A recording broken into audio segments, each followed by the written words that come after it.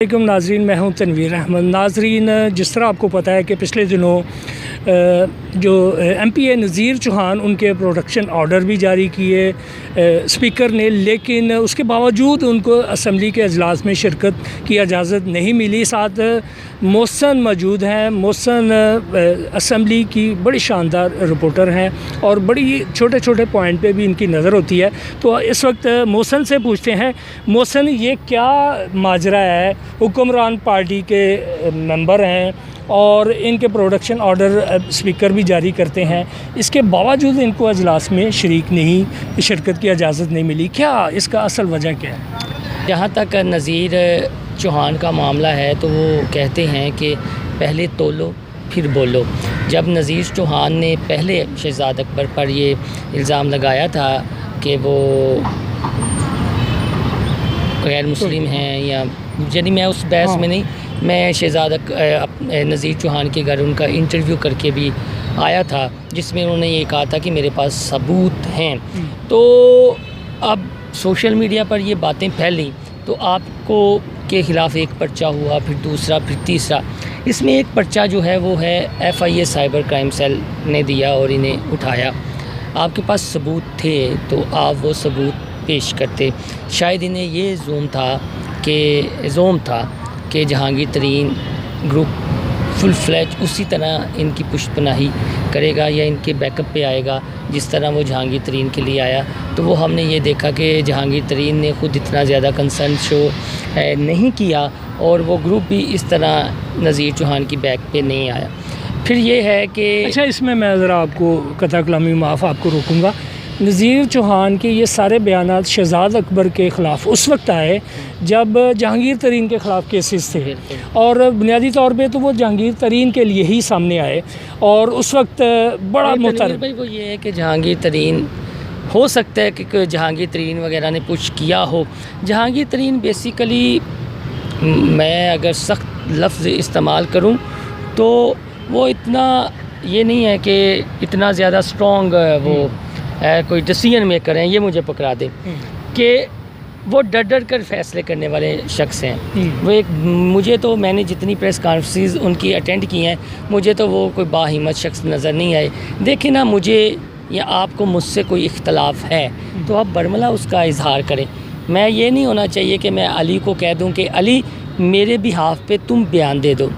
अली का तो कोई कंसर्न नहीं है, कंसर्न तो मेरा है। अगर मुझ में इतनी हिम्मत है, मुझ में इतनी, मैं मॉरली इतना स्ट्रॉन्ग हूँ, मैंने कोई गलत काम नहीं किया, तो वो मुझे नाम लेने चाहिए। चाहे शहजाद अकबर से मसला है, जो वज़ीर-ए-आज़म के प्रिंसिपल सेक्रेटरी हैं आज़म खान, उनसे मसला है, या शाह महमूद कुरैशी से मसला है, या गवर्नर पंजाब से मसला है, या शफ़कत महमूद वगैरह से मसला है, तो आपको खुलकर नाम लेने चाहिए। अच्छा, इसमें हुआ ये है कि जब ये मामला सारा दब गया और कोई इशू भी नहीं था, और शहजाद अकबर ने एक TV पे बैठ के भी ये इसकी तरदीद की कि जो इल्ज़ाम आते हैं वो सदाकत नहीं है, लेकिन सडनली इनकी गिरफ़्तारी, ये कोई हुकूमत की कोई स्ट्रेटजी थी कि इस इशू को ऊपर लेके आए और कोई दूसरा इशू, या कश्मीर के इलेक्शन पे अपोजिशन शोर मचाना चाह रही थी, एहतजाज करना चाह रही थी? आप इसको किस नज़र से? बड़ा अच्छा पॉइंट उठाया। जो रियासत है उसके पास तो काफ़ी ज़्यादा प्लान होते हैं। उन दिनों कश्मीर के इलेक्शन हुए थे, काफ़ी ज़्यादा कश्मीर के, आज़ाद कश्मीर के हवाले से बात भी हो रही थी, कुछ नारे भी थे रियासत मुखालिफ नारे। तो अचानक नज़ीर चौहान का जो इशू आया, उससे तो यही लगता है कि कोई बहुत बड़ा मुल्क में इशू था जिससे अटेंशन डिवर्ट करने की जो है वो कोशिश की गई है। जब नज़ीर चौहान को गिरफ़्तार किया गया तो कुछ PTI के बड़े सरगर्म रहनुमा हैं, आप ये कह लें कि वो आला ओहदों पर भी फाइज़ हैं।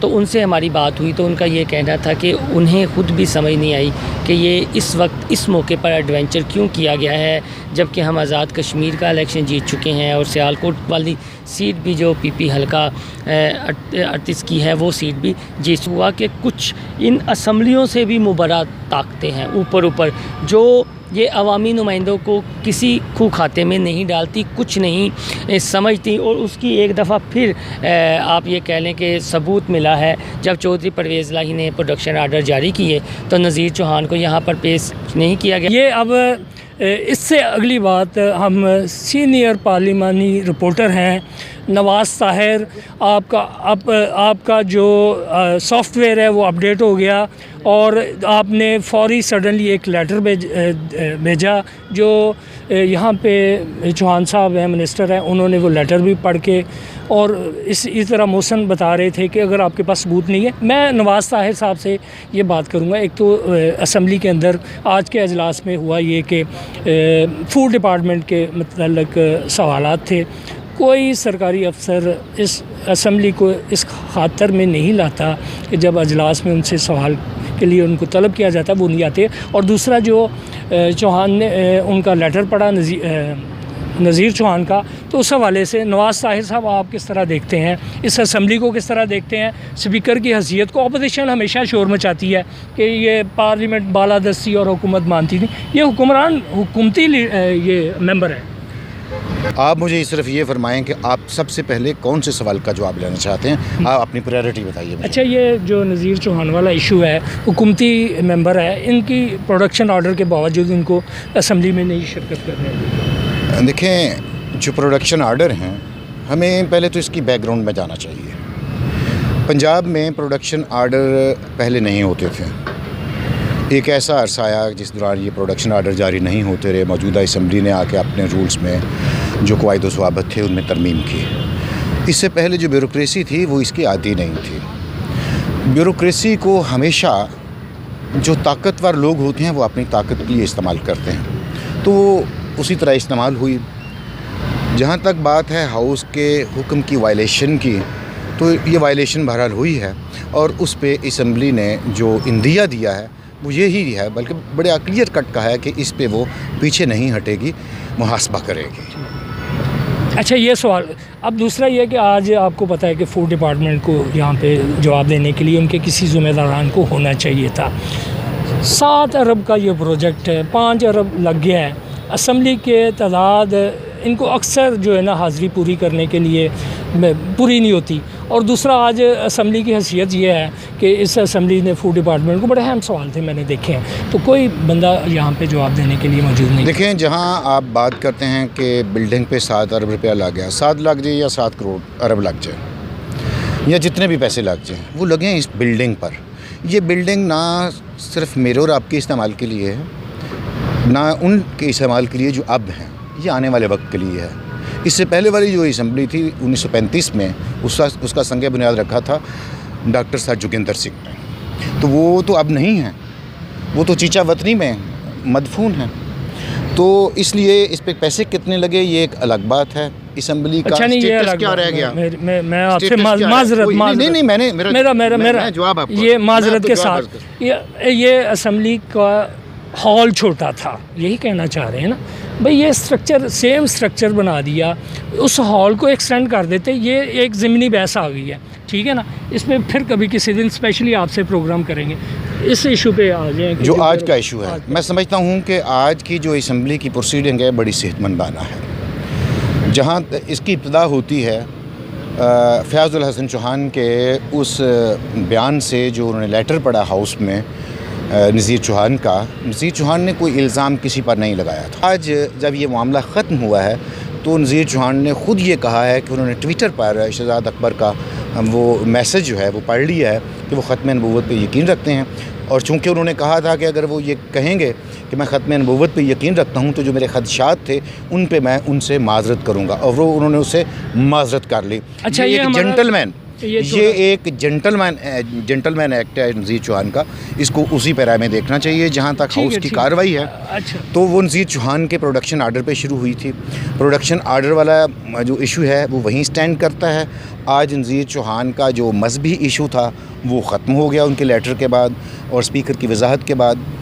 जब प्रोडक्शन आर्डर पे बात होगी तो जिस तरह स्पीकर ने और हाउस ने अपनी जो मंशा बताई है, जो रज़ामंदी, जो उनका जो विल दिखाई दी है, उसके मुताबिक प्रोडक्शन आर्डर पर अमल ना करने वालों के ख़िलाफ़ अल्टीमेटली एक्शन होगा। लेकिन ये होगा मंगल के बाद, मुराद बुध के बाद। क्या एक्शन हो सकता है? ये डिपेंड करता है कि स्पीकर सज़ा देता है, अलामती सज़ा देता है, मुआफ़ कर देता है।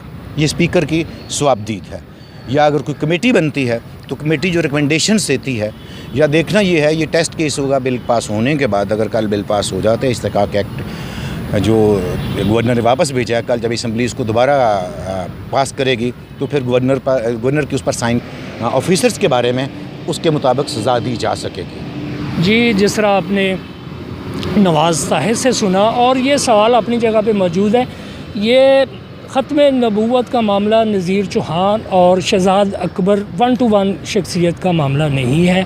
ये एक ज़िम्मेदार शख्सियत के बारे में एक सवाल है, और इसका जवाब भी एक फ़र्द वाहद को मिला है, और इसका वो भी ट्वीट के ज़रिए।